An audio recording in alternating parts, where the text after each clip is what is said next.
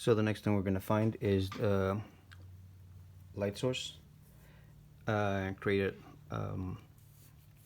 a single light source that will be in between these two objects. And first thing is we need to find the location relative to the objects and relative to the distance in that space. So we need to track that, and then the actual location of the light. So in this case, I think it's going to be a good idea to place it up there. The higher you place the light, the shorter the light, the cast shadows are going to be. Okay, so that little white line is going to stand for this is the location of the light in space relative to the location of the table, and this is the actual light source. I'm just going to make a, using white, I'm just going to make it a little bit visible there. All right, so that means that the first thing we need to do is establish the key points where this light will hit above the object, on top of the object, and then which points we then need to track on the ground. So based on this, it's likely to hit this as the furthest point.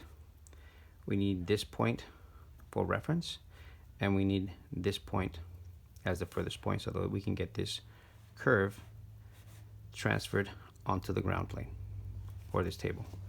All right, so knowing that these are the points that I want to project down, those are the exact same points that I'm going to use to transfer the ground plane. So I'm going to go from here. Instead of going to the vanishing point, what I'm going to do is go to this mark and then project that point away from the light, right? Cast shadows are opposite of that light. Right, so that's the light. These are the cast shadows. Right, so I'm going to project that point. We're going to project this point out as well.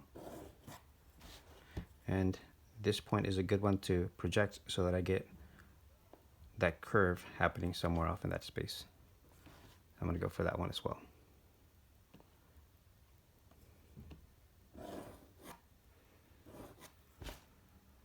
Right. And then same thing over here, project that one out.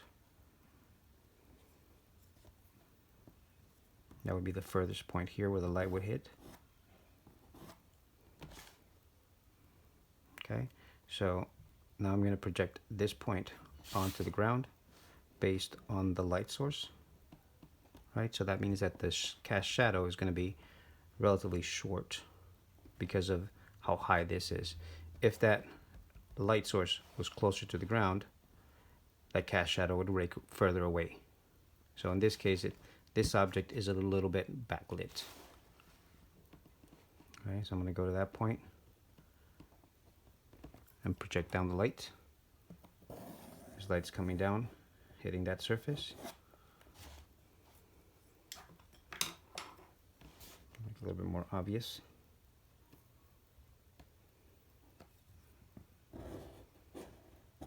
Light's hitting that surface. It's going to strike this as well. I'm going to track that down as it hits here. Right, from here, once it touches that, that's going to determine the furthest point of that shadow. Right, so that shadow connects to this object, and I'm going to track this down as well.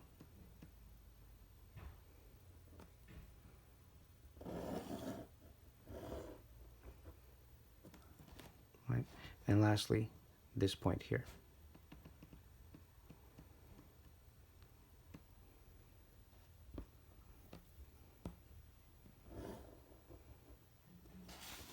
So that means that light hits here, hits here, hits here, and hits here. Right, so I can, once I can see those points, I can easily create a curve between those points.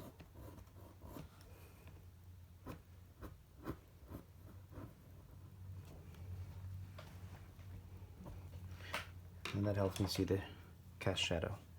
So the cast shadow comes off of this object, here, and it's darker closer to the object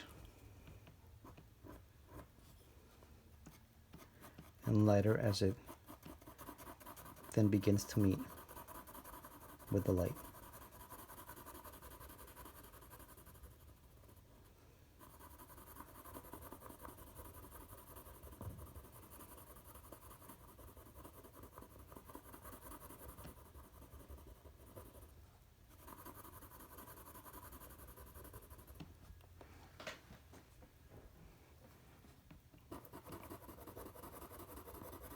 So first I like to give it a general value for the larger mass of that shadow, and then I come in towards the object and darken it up a little bit to create the illusion of that cast shadow touching that object. And then on that edge closest to the light, as the object turns away from the light, that area is going to be the darkest on the form.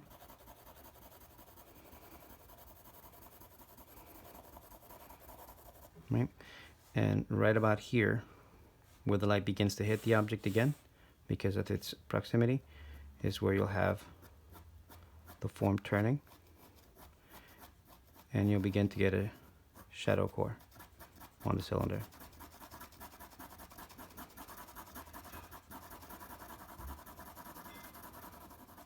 So again, I just give it a general value. The location furthest from the light will be the darkest. So that would be here. And what you get in this space here is what we call reflected light. So on the cylinder, this would be the area that gets a shadow core, and then it starts to turn towards the light. And we'll represent that by adding this light coming here. And on the top surface, because the light is coming and hitting this object from above, the lightest light would be there, generally.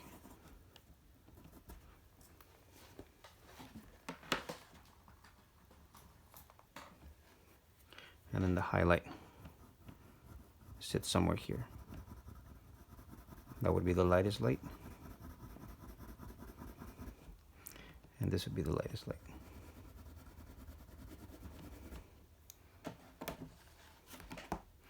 Beyond that, you would have light hitting this surface as well.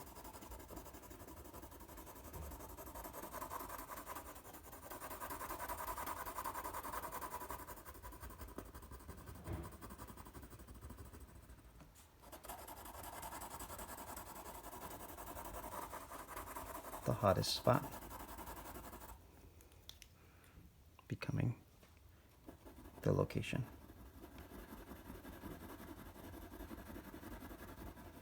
where that light hits the surface.